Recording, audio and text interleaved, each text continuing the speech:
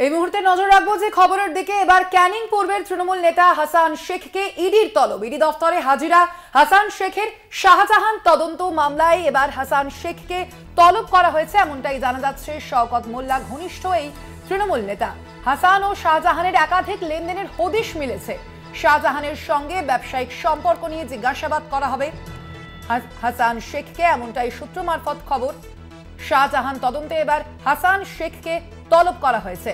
এ বিষয়ে আরো বিস্তারিত জানবো। ফোন লাইনে রয়েছেন প্রতিনিধি দেবপম সরকার। দেবপম, কে এই হাসান শেখ এবং কি কারণে তাকে আজ তলব করা হয়েছে?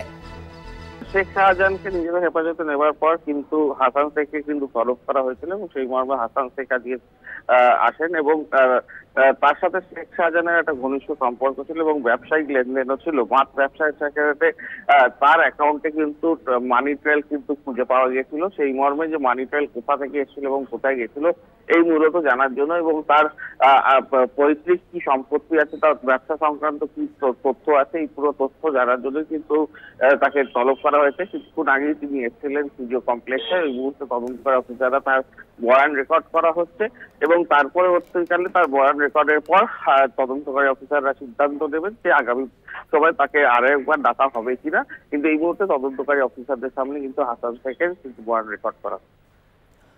ধন্যবাদ তোমাকে। আমরা কথা বললাম আমাদের প্রতিনিধি দেবপম সরকারের সঙ্গে।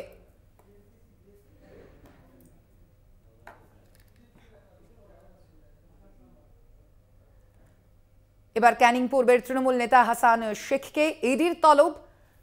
ইডি দফতরে হাজিরা দিলেন হাসান শেখ। শেখ শাহজাহানের সঙ্গে একাধিক লেনদেনের হদিশ মিলেছে তার সঙ্গে এবং সেই মামলাতেই কিন্তু এবার হাসান শেখকে তলব করেছে ইডি।